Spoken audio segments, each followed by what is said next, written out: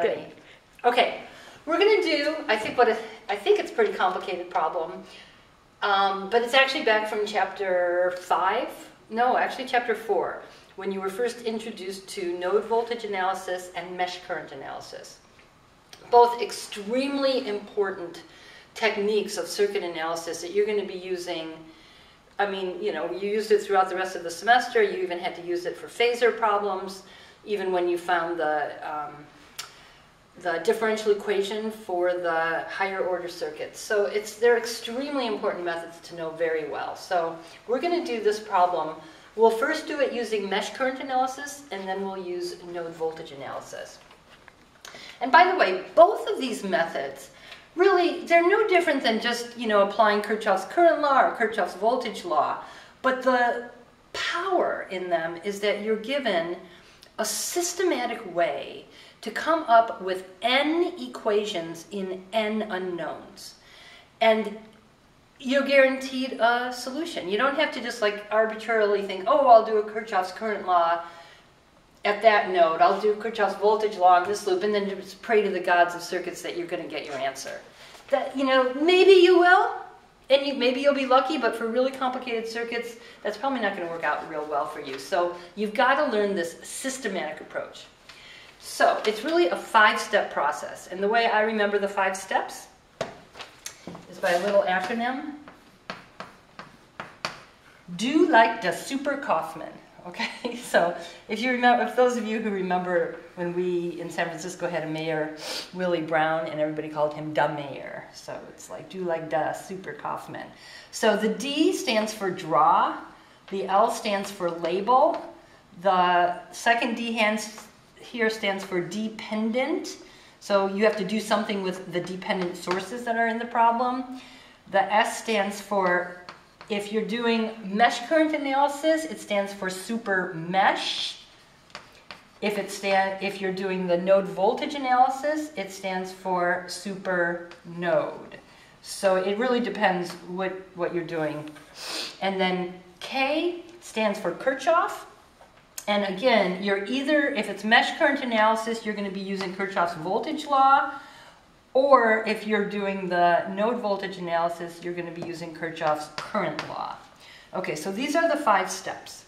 So I'm going to apply these 5 steps to this problem. First, I'll do it using mesh current analysis. So the first step is just to draw it. So there it is, it's drawn. You know, making sure that you draw it showing all of the elements and all of the sources and with their label, with their appropriate values.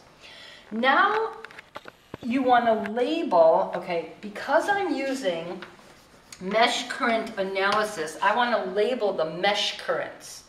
Well, what's a mesh current? It's a current that circulates in a mesh. And if you have 2 meshes on either side of a branch, then the branch current is a combination of the 2 mesh currents on either side. Okay, if you don't know what I just said, it'll come out when we actually do the problem. So I'm going to label the mesh currents. So I've got, let's see, here I've got this mesh here. So I'm going to label this I1, because that's my mesh 1. I'll label the current in this mesh I2. I want to make sure I'm consistent with my notes so that I don't get confused. This is I3, and then this is I4. Okay, so what I was talking about earlier is that this branch current, which is 9 amps going down, that's a combination of the 2 mesh currents on either side. So it's actually equal to, this 9 amps is going to be equal to I1, because I1 is going in the same direction, minus I3. So you're always going to have a relationship between branch currents and mesh currents, but they are not the same thing. If you have a mesh current on the perimeter, then, you know, there's no mesh on the other side, and so the mesh current is the branch current. But that's only true when you're on the perimeter.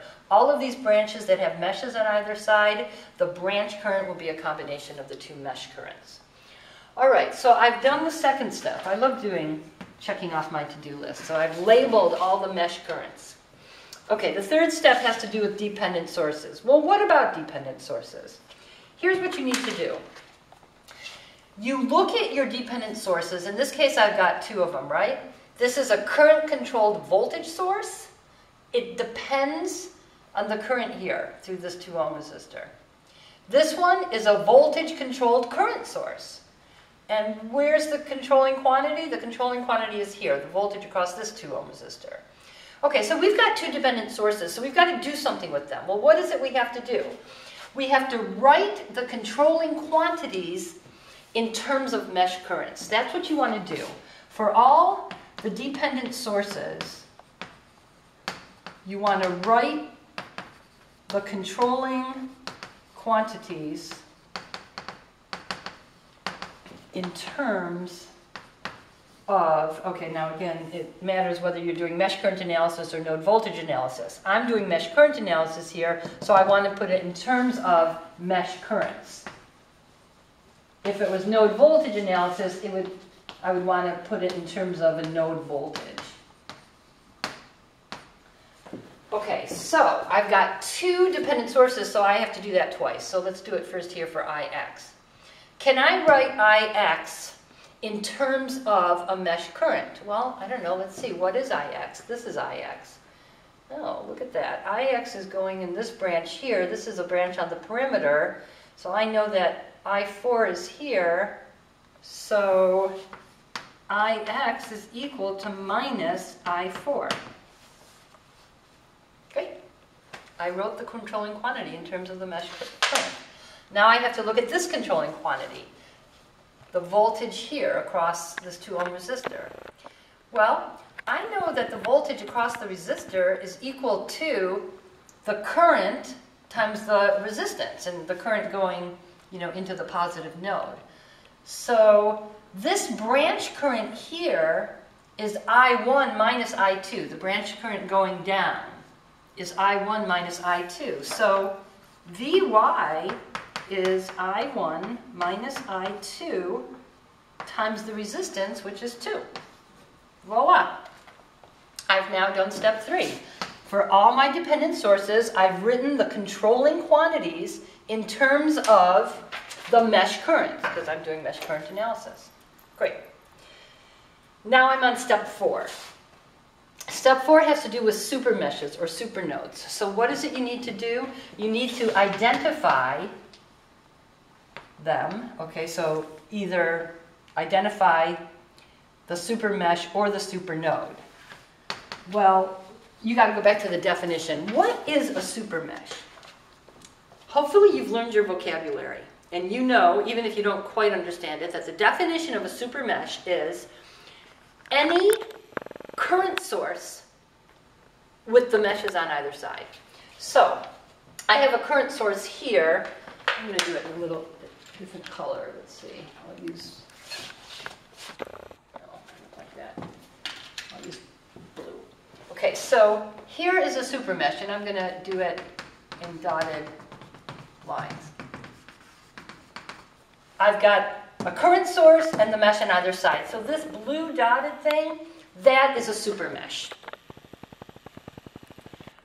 Okay, and what do you do with a super? Okay, so there's actually a little bit more work than just IDing them. You ID them, and then you write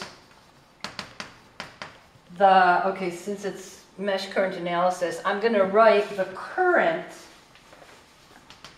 of the source, because I've just identified a super mesh, which is a current source with the meshes on either side. You want to write the current of the source in terms of mesh currents. So, here it is, 9 amps.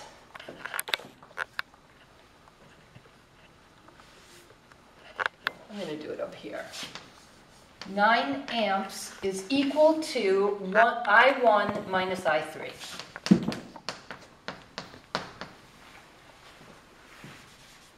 Right? Because that's exactly what I'm supposed to do. You ID the super mesh, and then you write the current of the mesh in terms of the mesh currents on either side. So it's I1 minus I3 is equal to 9. All right. Do I have any more super meshes? Indeed I do. Look, right here. So, so we've got